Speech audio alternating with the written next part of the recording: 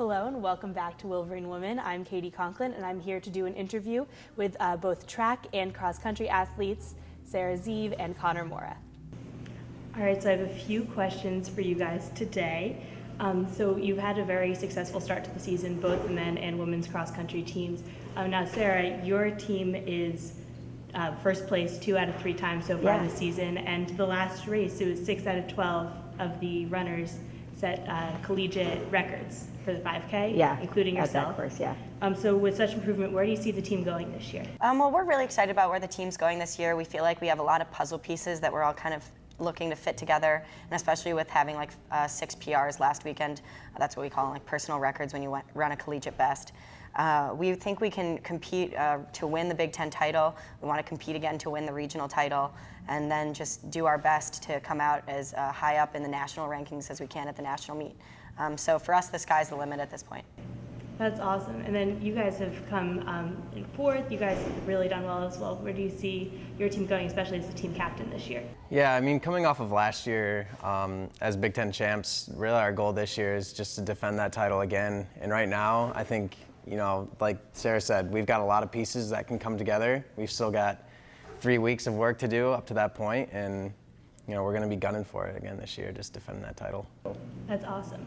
And as leadership on the team, as being the captain, what is it like where it is a team aspect, but everybody is competing against one another on game day? How do you keep that balance? Yeah, I think something special about cross country is that it's the most individual team sport out there. Obviously, everybody, you know, is against each other on the course, but at the end of the day, you know, we're scored together, and you know, however we all run is, you know, we're going to end up placing against the other teams. But one thing that our team does particularly well is just push each other in practice. You know, every day we come in with an open mind. We really don't place an emphasis on anybody being the best on the team. I think that's one thing that's really cool about all of our guys. You know, everyone is just out there to try to be the best, and you know, we're going to push each other every day in practice to do that. Awesome. Now, you were both cross-country and track and field athletes. How is the transition between the 2 seasons from running all long distance to doing more short, quick distances? Well, we both actually run the steeplechase and outdoor track, which is a 3,000 meter race. But for a lot of us, the transition from cross-country to track is really exciting. You get to play to different strengths in cross-country and track. The training is always kind of similar. Besides, you know, cross-country, we work out on trails, maybe drive out to train a little bit more. But it's really fun to get back on the track. It's a little bit faster. It's a little bit more predictable, and for some, you know, more exciting. I personally like track a little bit more because it's fast, and I like running the steeplechase. But you know, each season has its own intricacies, and each season has its own, you know, pieces that make it really fun. Yeah, I mean, obviously, you know, the fun thing about track is that there's multiple different events, like Sarah said. It goes from 800 all the way up to 10K. So the guys that enjoy running longer distances, you know, 6 miles, they have a race for them. And for people like us, there's the 1,500 and the steeplechase, which is, you know, only a third of the distance. And so each person, you know, sort of fits into their niche event and, you know, plays to their strengths in that event. Now, for the steeplechase, I saw that you ran steeplechase in high school, which is unusual for high school. How did you both get into steeplechase? I feel like it's not one of the more regular events that you see growing up. Yeah, so New York is one of the only states that runs steeplechase in high school. So my high school coach kind of just threw me in it as a sophomore and told me to try it out. I'd been a gymnast for a long time, so they thought maybe that body awareness could convert over, although I was a little bit small, like shorter than everyone else in high school. So yeah, it was kind of my foot in the door at Michigan. I'd had that experience before, and I've just kind of continued to train and pick up on it as I've been in college, and we have access to great hurdle coaches here and great examples of great steeplers in our history and also within the Big Ten. So that's just kind of kept my interest and just helped me, you know, get better and better as the years go on. Yeah, for myself, I had no prior experience. Michigan doesn't run it in high school, and so my freshman year coming in, our coach actually just put all the freshmen into, I guess, a steeple training gauntlet, you could say. And you know, whoever, I guess, looked the best going over to the hurdles, he would sort of try to progress them. You know, each week, more guys would, you know, be put in other events, and then eventually he just narrowed it down to 3 or 4 guys that he wanted to run in the steeplechase, the ones who could get over the barrier. You sort of have to be flexible, you know, to get over them and have a lot of strength, and so it's not really fit for everybody. And that was just my experience of, weeks of training going through it. Oh, that's awesome. And then this summer was obviously the Rio Games, and you guys actually had some teammates and people that you trained with in the games. Just to name a few, there was Jeff Porter for the U.S., Nate Brannon, Nicole Cifuentes. You had Nick Willis, who you trained with, your teammate Cindy O'Feely. What is it like? It's exciting for me to watch them on TV, and I don't know them at all. So what is it like to watch someone go for gold? I mean, it's just an amazing experience knowing them on the personal level. It's one thing when you watch a professional athlete perform and you try to connect with them emotionally without knowing them, but when you actually know them, you're far more emotionally invested. It's like your friends out there running on the track, and like in Nick Willis's case, he's out there getting a silver medal, and I'm jumping up and down watching him, on the live stream because it's just a cool experience, something that I wish myself could experience. Like I'm almost living through him. Yeah, we have a great time training with Nicole. Also, it was amazing to have Cindy as one of our teammates. But to see people that we interact with every day succeed at such a high level, it's really humbling, but it's also really exciting. It motivates everyone to work harder because it feels like if the people around me have done it, I can do it too, or I can kind of emulate the things that they do in practice. It's really someone to look up to, whether they're just a teammate or, in Nicole's case, an alumnus.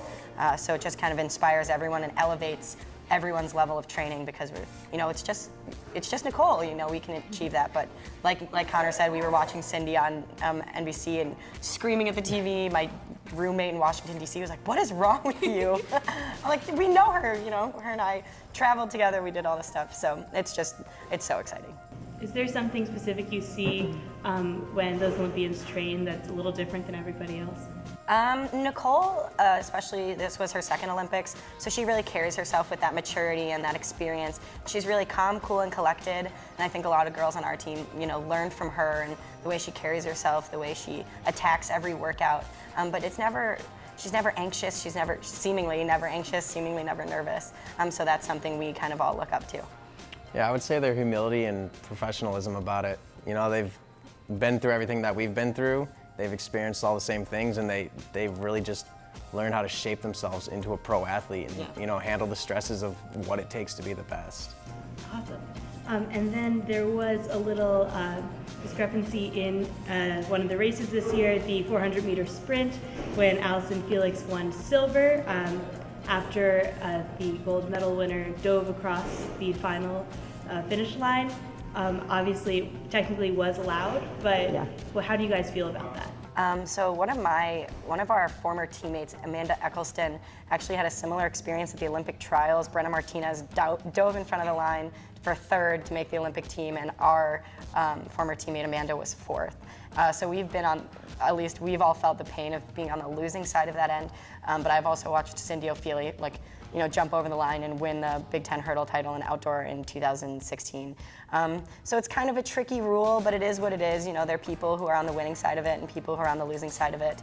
I feel like sometimes it doesn't speak wholly to the entirety of the race. Maybe Allison Felix ran a great 399 meters. But it really is, that's the fun thing about track. It's whoever crosses the finish line first. Yeah, personally I believe that if that's what it takes to win the race, that's what it takes. You've got an entire field of runners out there pushing themselves to the max. And, whatever you can do to gain the edge, obviously legally, which, I would say diving is, something that, if that's what it takes to win, then I think it's acceptable. Yeah. Would either of you ever dive, do you think, to cross the finish line? Yeah, if there was a title on the line. I'm not sure it would go through my mind, but if it really, at that point you're not really thinking, if that's just what happens, it would happen. I've honestly attempted twice last year at the Big Ten Indoor Championships. And I gotta say, it's a tough thing to do, to have the energy to actually jump through the air and jump across the line. It's very tough. I ended up sort of just falling over and rolling over the line. I couldn't jump, but yeah, I think, it takes a lot, honestly. You gotta be willing to leave some skin on the track, because that's gonna hurt. Very true.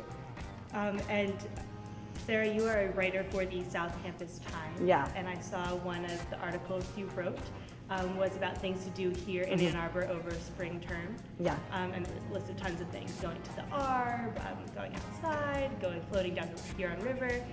Now, being here in the fall, do you have a top 3 favorite things to do in the fall in Ann Arbor? Both very. Okay, well, my first one is, again, back to the ARB. I guess we can speak to it. We both do a lot of training in the ARB and running in there. You really can't beat it right now. With the sun peeking through the leaves, whether they're green, whether they're changing, it's really gorgeous. Number 2 is definitely going to a Michigan football game. You can't beat the big house. But also number 3 is going to watch any other fall sport compete. We have volleyball, we have men's soccer, women's soccer, and field hockey. And sometimes watching those sports compete is so exciting. That teamwork on the field, the excitement, it's really similar to the football games. Everyone goes out there and to compete and beat the other team. So I would say you can't miss that either. Yeah, I would say that's my number 1, just getting out to the football games and any sporting events in general. I think, that's what fall is all about, is football and sports. That's one of the things I look forward to most. Secondly, I would definitely say getting out to the ARB, but also outside of the ARB, there's a lot of other beautiful trails that I think Sarah and I have been exposed to just because, we run all around Ann Arbor. But, there's a lot of beautiful trails, just a couple miles right outside the city. And then lastly would be, I guess it's not directly in Ann Arbor, but getting out to Dexter and going to a cider mill. I think that's a classic fall activity everybody loves. Get out there, get some cider and donuts, carve some pumpkins. It's always one thing I love to do every year. Awesome. Thank you so much, Sarah. Thank you, Connor. Yeah. Thank you. And good luck next week at your big race. Thank you very much. Go Blue. Go Blue. Next up, we're playing a game of Heads Up with Connor and Sarah, where we'll be doing an animal and a blockbuster movie theme. So here we go. Okay. It is a white bird at weddings that they let it out of a Swan. cage. No, it's Dove. smaller. Yes. Go down. It's gigantic. It lives in Africa. It kind of dwells in. No, it dwells in water. Hippo. Yes. Oh, it's right there. What we are. Oh, Wolverine. Yeah. It's a night bird. Owl. Yes. It has antlers. It's gigantic. Deer. No. Moose. Yeah, moose. What does Dory try to talk to in the first Finding Nemo movie? A whale. What kind of whale? Humpback whale. Yes. It's a Nicki Minaj song, but it's a snake. Black Widow, Cobra, King Cobra. Pass. Go up. Pass again. You have to pass harder. Oh my. You got it. Meow. Cat. Yep. In the pouch of a... Kangaroo. No, it's a wallaby. I don't know the difference. Oh, shoot. Okay. Jack Skellington, a lot of snow. No. It's a holiday. No shot. Captain America, Iron Man, Hulk. Civil War? Marvel? Keep going. The Avengers? Yeah. Wears a mask. The Mask. No, he's a white V for mask. Vendetta. Yeah, there you go. Oh, wow. Pass. You drive this around New York. You're Taxi? Taxi cab driver. Pass. Okay. Oh, shoot. Pass it. He's strong. The Hulk. Nope, close though. Animated movie, Disney. Oh, The Incredibles. Nope. Starts out as a baby, gets strong, born by Zeus. Oh no. I don't know. I have no idea. What was it? Pass. Pass. Oh my God, we're terrible.